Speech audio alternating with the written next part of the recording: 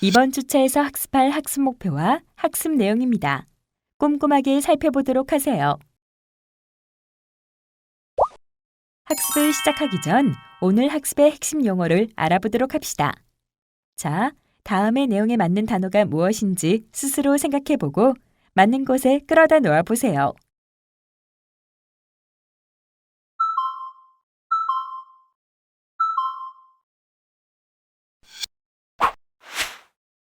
상관관계 분석의 필요성과 이해.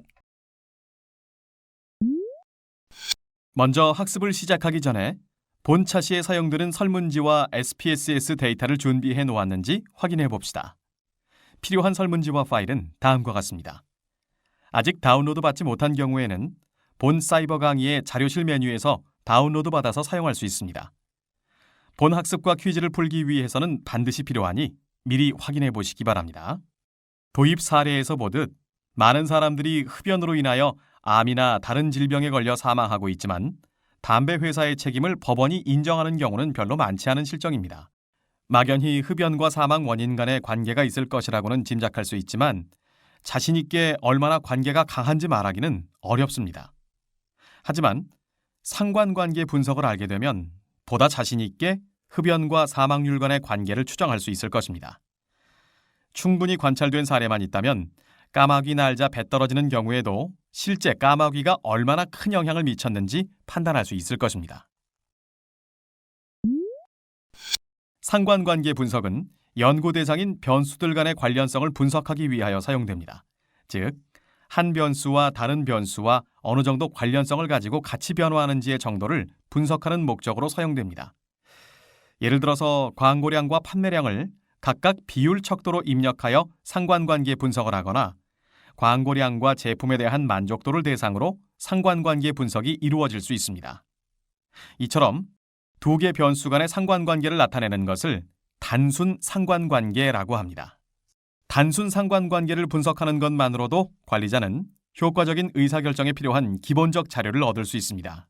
예를 들어 광고량과 제품에 대한 만족도 간에 별다른 관련성이 없다면 고객의 불만이 증가할 때 광고를 늘리는 것은 그다지 현명한 전략이 아닐 것입니다.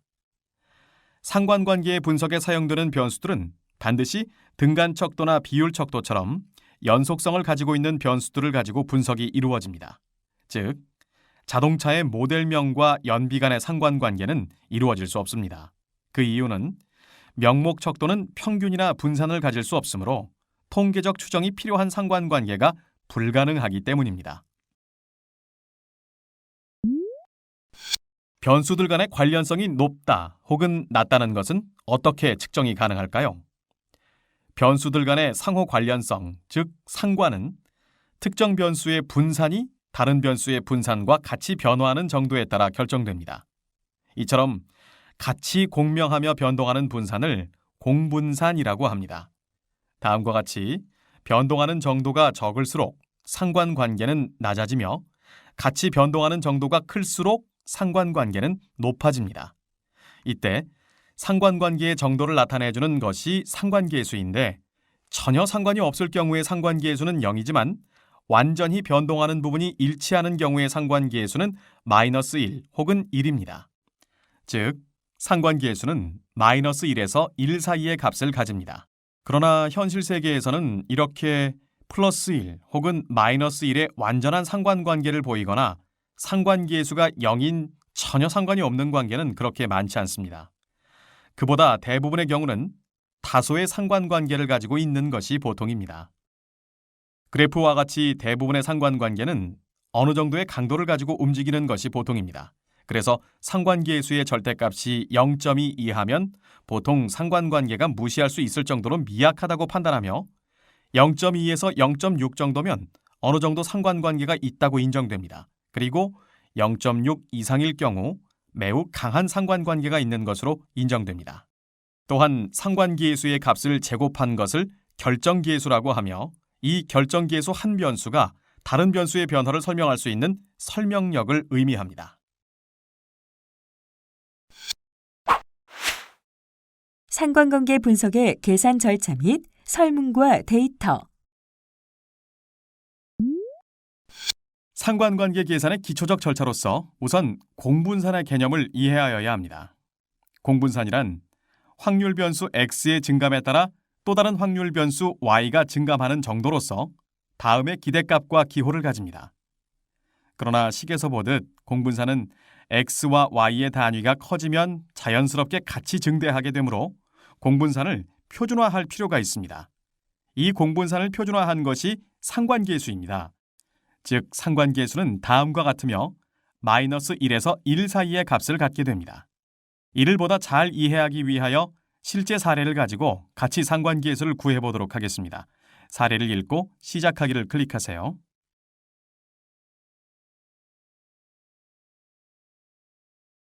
상관계수를 구하기 위해서는 가격과 판매량 변수의 평균 및 합계를 구해야 합니다. 그 결과는 다음과 같습니다.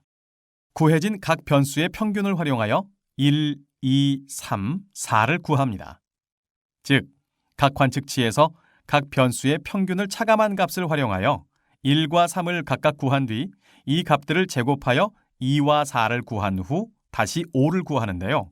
이때 2와 4는 가격과 판매량 각각의 표준 편차이며 5는 이 두 개 변수의 공분산입니다. 이제 가격과 판매량 각각의 표준 편차를 알고 있으며 이들 변수 간의 공분산을 알게 되었습니다. 이를 활용하면 바로 상관계수를 구할 수 있습니다. 이를 공식에 대입하면 0.903의 높은 상관관계가 있는 것으로 나타났습니다. 이 결과의 의미는 스마트폰의 가격과 판매량 간에 매우 강력한 상관관계가 존재한다는 것을 의미합니다. 이처럼 직접 계산을 하여서 상관계수를 구하는 것도 가능하나 SPSS는 이런 중간 단계를 생략하고 바로 상관관계를 구할 수 있는 편리한 기능을 제공합니다. 즉, 통계적인 지식이 없다고 하더라도 등간 척도와 비율 척도를 활용하여 매우 간단하게 상관관계를 구할 수 있습니다. 우선 이를 실습하기 위하여 어떤 문항들을 사용할지 실습용 설문지를 참조해 보도록 하겠습니다. 본 분석에 사용될 설문 문항은 설문 22페이지에 가족의 숫자를 묻는 4에서 9번 문항과 집에서 보유한 TV의 사이즈를 묻는 10번 문항을 사용하도록 하겠습니다. 즉, 가족이 많으면 많을수록 더 편리하게 보기 위하여 더 큰 사이즈의 TV를 구하고 싶어 할 것이라는 가설을 검증해 보고자 합니다. 이 두 개의 문항은 모두 비율 척도로서 상관관계의 분석에 적합한 것으로 판단되었습니다. 추가로 소득 수준 역시 TV의 크기에 영향을 미칠 것이라고 가설을 세울 수 있습니다. 당연히 소득이 많을수록 소비 지출이 많으므로 누구나 생각해 볼 만한 가설입니다. 그러나 소득 수준을 물어보는 22페이지의 문항 7번을 살펴보니 명목 척도로 물어보고 있습니다. 충분히 소득 수준과 TV의 크기 간에는 유의한 상관관계가 실제로 존재하더라도 조사자가 소득을 이처럼 명목 척도로 물어보았다면 상관관계를 진행할 수 없습니다. 따라서 어떤 연구 방법을 사용할지 여부는 설문지 작성 단계에서부터 고민되고 결정될 필요가 있음을 알 수 있습니다. 만일 소득 수준을 응답자가 직접 넣도록 하는 비율형 척도를 사용하였다면 이 두 변수 간의 상관관계 분석은 가능했을 것입니다. 즉, 아래와 같이 물어보았다면 당연히 상관관계 분석이 가능합니다. 상관관계 분석 및 결과.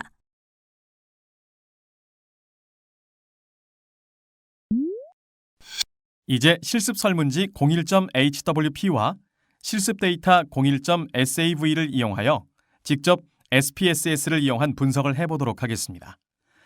우선 데이터 파일을 여신 후 가족 수와 TV의 크기를 확인하세요. 단순 상관관계 분석을 위해서는 최소한 2개 이상의 변수가 필요합니다. 만일 변수가 2개 이상인 경우에는 자동적으로 모든 변수의 쌍대 조합을 이용하여 모든 가능한 상관관계 변수를 자동으로 분석해 줄 것입니다. 상관관계 분석을 수행하기 위해서는 우선 메뉴바에 분석, 상관분석, 이별량 상관계수를 차례대로 클릭해 주시기 바랍니다. 이를 모두 실행하면 상관분석 대화 상자가 나타납니다.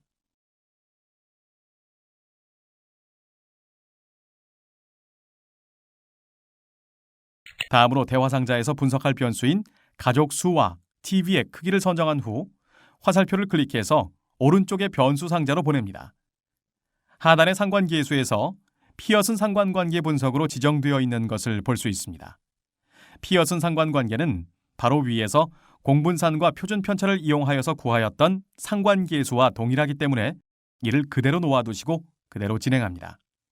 바로 확인 버튼을 누르는 것만으로도 성공적으로 상관관계 분석이 완수되지만 필요시 선택적으로 분석에 필요한 다양한 옵션들을 지정할 수 있습니다. 간략히 어떤 옵션들이 있는지 주요 옵션들 위주로 살펴보도록 하겠습니다. 먼저 옵션 버튼을 클릭해 보시기 바랍니다.